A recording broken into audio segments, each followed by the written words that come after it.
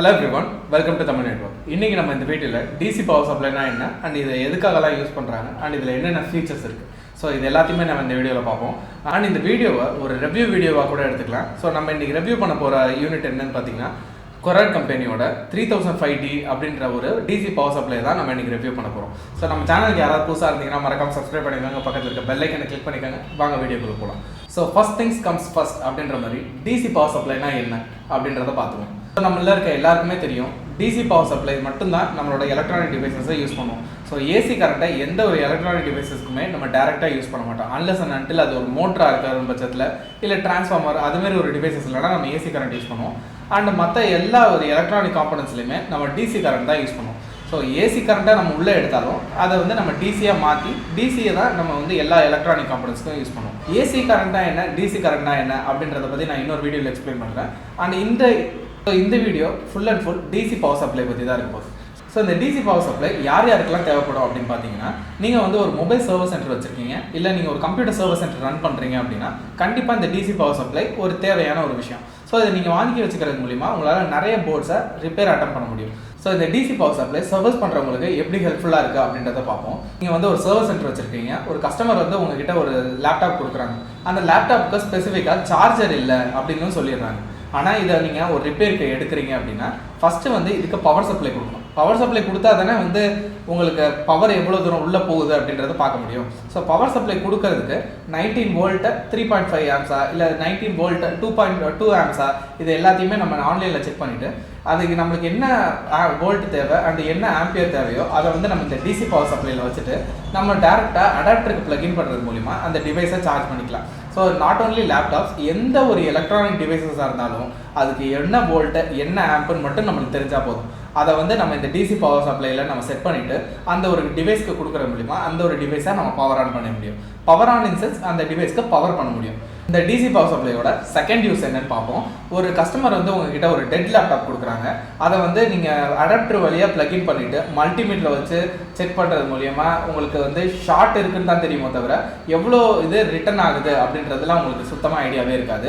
ஆனால் இதே ஒரு DC பவர் சப்ளை வச்சு நீங்கள் DC பவர் சப்ளைலேருந்து மதர் போர்டுக்கு கரண்ட் கொடுக்குறீங்க, அதாவது DC வோல்டேஜோ ஆம்போ கொடுக்குறீங்க அப்படின்னா அந்த போர்டு ஷார்ட்டில் இருந்தது அப்படின்னா அது எவ்வளோ ரிட்டர்ன் பண்ணுது, எவ்வளோ வோல்டேஜ் இல்லை எவ்வளோ ஆம்ப் அது ரிட்டர்ன் பண்ணுது அப்படின்றத அந்த DC பவர் சப்ளைல நம்ம பார்த்து தெரிஞ்சுக்கலாம். இது சிம்பிளாக சொல்லணும்னா ஷார்ட்டாக இருக்கிற எந்த ஒரு சர்க்கியூட் போர்டுமே அதை ரிட்டர்ன் பண்ணுற கரண்ட்டை நம்ம DC பவர் சப்ளைல பார்க்க முடியும். அதனால ரிட்டர்ன் ஆகிற கரண்ட் வந்து அதிகமாக இருக்கா இல்லை கம்மியாக இருக்கான்றதை பொறுத்து எந்த ஏரியாவில் ஷார்ட் இருக்கும் அப்படின்றத நம்மளுக்கு ஐடென்டிஃபை பண்ணுறதுக்கு ரொம்பவே யூஸ்ஃபுல்லாக இருக்கும். ஸோ இது மாதிரி நிறைய யூசஸ் இருந்தாலும் இந்த DC பவர் சப்ளையோட வேலை என்னன்னு பார்த்தீங்கன்னா ஒரு சார்ஜரோ இல்லை ஒரு அடாப்டரோ பண்ணக்கூடிய விஷயத்த இது டைரெக்டாக பண்ணிடும்.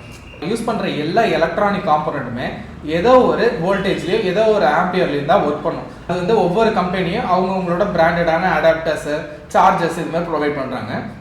இந்த அடாப்டர்ஸ் சார்ஜஸ் இல்லாமல் டேரெக்டாக அந்த என்ன வோல்ட்டு என்ன ஆம்பியர் மட்டும் தெரிஞ்சால் போதும். இந்த DC பவர் சப்ளையில் என்ட்ரு பண்ணிவிட்டு உங்களால் டேரெக்டாக அந்த காம்பனண்ட்டை பவர் பண்ண முடியும். அவ்வளோதான். ஸோ DC பவர் சப்ளைனா என்னன்னு பார்த்துட்டோம், அண்ட் DC பவர் சப்ளையோட யூசஸும் பார்த்துட்டோம். அண்ட் இன்னைக்கு நம்ம ரிவ்யூ பண்ண போகிற யூனிட் என்னன்னு பார்த்தீங்கன்னா Korad கம்பெனியோட 3005D. ஸோ இதை பற்றி நம்ம பார்க்கலாம் வாங்க.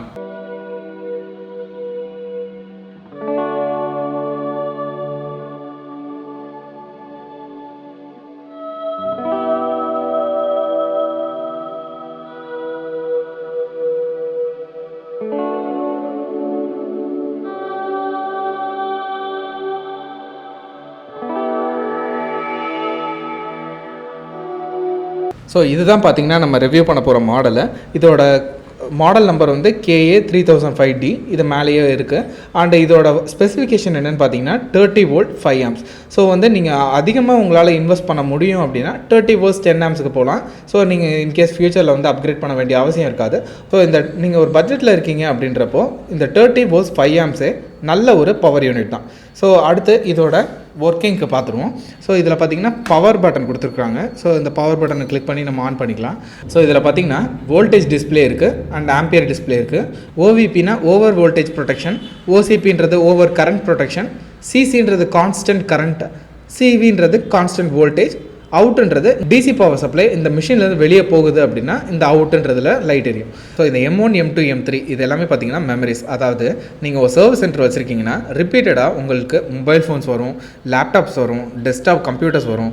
ஸோ இது தானே 3 விஷயம் தானே ரெகுலராக வரும், ரிப்பீட்டடாக வரும்.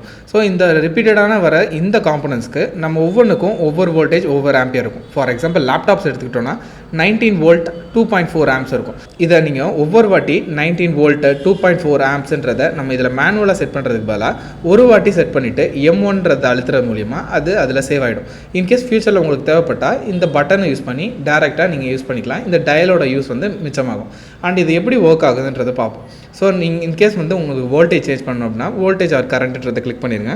பண்ணிங்கன்னா இதில் பீப் ஆகும். ஸோ இதை பீப் ஆகிறப்ப நீங்கள் இதில் இந்த டயலை யூஸ் பண்ணி இதை கூட்டவோ குறைக்கவே முடியலாம். ஸோ இது உங்களுக்கு வேணுன்ற வோல்டேஜை நீங்கள் செட் பண்ணிவிட்டு மறுபடியும் கரண்ட் வேணுன்றதை நீங்கள் உங்களுக்கு என்ன தேவையான கரண்ட் வேணுமோ அதையும் நீங்கள் செட் பண்ணிவிட்டு ஆன் ஆர் ஆஃப்னு ஒரு பட்டன் இருக்குங்க இல்லையா, இதை நீங்கள் அழுத்துனீங்க அப்படின்னா இந்த ப்ளஸ் அண்ட் மைனஸ் அப்படின்ற இந்த அவுட்புட் வழியாக இந்த ஒரு அலிகேட்டர் கிளிப்ஸ்க்கு போகும். ஸோ இந்த அலிகேட்டர் கிளிப்ஸில் நீங்கள் மல்டிமீட்டர் ப்ரோப்ஸையும் யூஸ் பண்ணிக்கலாம். ஆர்எஸ் வந்து நீங்கள் ஏதாவது ஒரு வயரை சால்டர் பண்ணியும் நீங்கள் இந்த அவுட்புட் வோல்டேஜஸை நீங்கள் எடுத்துக்கலாம். மேக்ஸிமம் வந்து எல்லா எலக்ட்ரானிக் டிவைசஸ்லையுமே நெகட்டிவ் வந்து கிரவுண்டாக தான் இருக்கும். ஸோ அதனால் கிரவுண்டுன்ற ஆப்ஷன் உங்களுக்கு தேவைப்பட்டால் நீங்கள் இதை எடுத்துகிட்டு போகலாம். ஆர்எஸ் வந்து ஸோ நெகட்டிவ்லேயே ப்ளக்இன் பண்ணிக்கோங்க. ஸோ இதோட யூசேஜஸ் பார்த்தீங்கன்னா இவ்வளோ தான். இன்கேஸ் வந்து ஓவராக கரண்ட் வந்ததுனாலும் இந்த ஓசிபி ஆன் பண்ணிட்டீங்கன்னா இது வந்து அந்த டிவைஸ் வந்து அந்த ஓவர் கரண்ட் ப்ரொடெக்ஷன் ஆன் பண்ணிடும். அது மூலிமா கரண்ட் அதிகமாக வந்தாலோ இல்லை கம்மியாக வந்தாலோ இது வந்து ரெகுலேட் பண்ணிடும். அண்ட் இந்த ஓவர் வோல்டேஜ் ப்ரொடெக்ஷனும் சேம் கான்செப்ட் தான். இன்கேஸ் வந்து வோல்டேஜ் அதிகமாக வந்ததுன்னா இது அதை வந்து ரெகுலேட் பண்ணிடும். ஸோ இது ஓவர் கரண்ட் ப்ரொடெக்ஷனும் ஓவர் வோல்டேஜ் ப்ரொடெக்ஷனும் இந்த டிவைஸில் இருக்கிறது உங்களுக்கு ரொம்பவே நல்லது. So that's it guys. இந்த வீடியோவில் நம்ம டிசி பவர் சப்ளைனா என்ன, அதோட யூசஸ் என்ன, அது யார் யாருக்கெல்லாம் யூஸ் ஆகும், இன்கேஸ் நீங்கள் சர்வீஸ் சென்டர் ஓப்பன் பண்ண போகிறீங்க அப்படின்னா இந்த கொராட் KA 3005D இது கண்டிப்பாக வந்து உங்களுக்கு ஹெல்ப்ஃபுல்லாக இருக்கும். ஸோ இது மாதிரி பேசிக் எலக்ட்ரானிக்ஸ் பற்றியும் சர்வீஸ் பற்றியும் நம்ம சேனலில் இனிமேல் வீடியோ வரும். ஸோ மறக்காமல் சப்ஸ்கிரைப் பண்ணிக்கோங்க, பக்கத்தில் இருக்க பெல் ஐக்கனை கிளிக் பண்ணிக்கோங்க. Stay safe, piece.